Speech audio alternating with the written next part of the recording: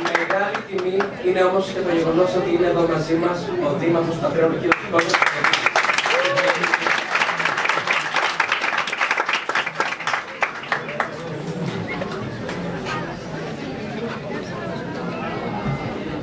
Να συμμεριστώ τη χαρά του στην πλούσια βιβλίο, αγαπητές φίλες και φίλοι, και να πούμε ότι στη ζωή αυτή τη δύσκολη που ο καθένας μας τραβάει με την παρουσία του σε αυτόν τον πλανήτη που ενέργεται, πραγματικά η ζωή δεν πάει ομαλά όπως το λένε και μπορεί ο καθένας να ξέρει τα δικά του, αλλά δεν ξέρει τι γίνεται δίπλα του.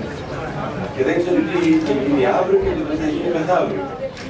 Επομένως, προκύπτουν ζητήματα όπως αυτά που ανέφερε η Πρόεδρος, τα οποία σωστά και αντιμετωπίζονται από τις οικογένειες, αλλά θα προσέθετα κάτι.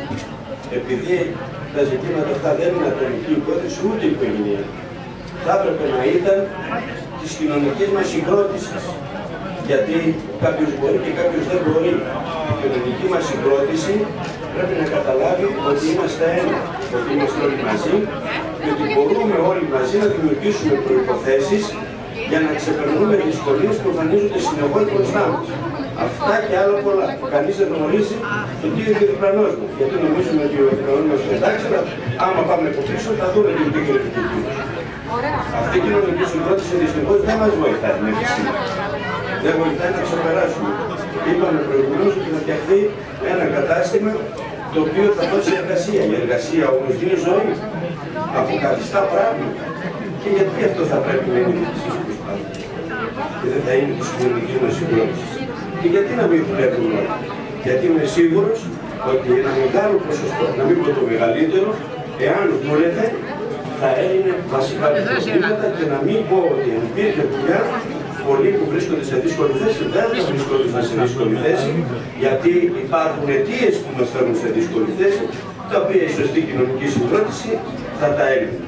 Γι' αυτό λοιπόν, αγαπητές φίλες και φίλοι, να πω ότι ο Δήμος μας, η Δημοτική Αρχή, την οποία εκφράζω σήμερα, θα είναι αρρωγός σε αυτή την προσπάθεια, να αντιμετωπίσουμε τις αιτίες, να δούμε τι μας δυσκολεύει και πιστεύω ότι είναι σωστό το ότι βρισκόμαστε εδώ πέρα πολύ και μπορούν να γίνουν πάρα πολύ περισσότεροι συνολικά. Και ο ένας να είμαστε δίπλα στον άλλο. Γιατί δεν έχουμε αυτό που είπατε εσείς ίσως για το δυτικό σας σίγουρα, αλλά πραγματικά δεν υπάρχουν προβλήματα μεταξύ μας. Γιατί πολλές φορές συναντούμε τώρα και στο Δήμο, ο ένας σύλλογος θέλει να λυθεί το δικό του, ο άλλος το δικό μου, λες και είμαστε χωρισμένοι. Δεν είμαστε χωρισμένοι. Όλοι μαζί μπορούμε να λύσουμε, θέλει να κάνουμε βήματα.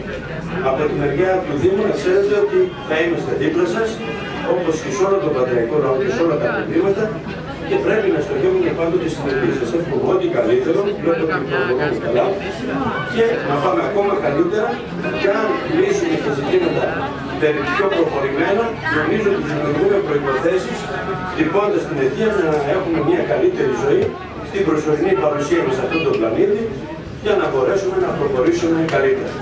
Σας εύχομαι ό,τι καλύτερο, δύναμη και όπου χρειαστείτε και εμείς ένα μικρό πετρελάκι μπορούμε να κάνουμε.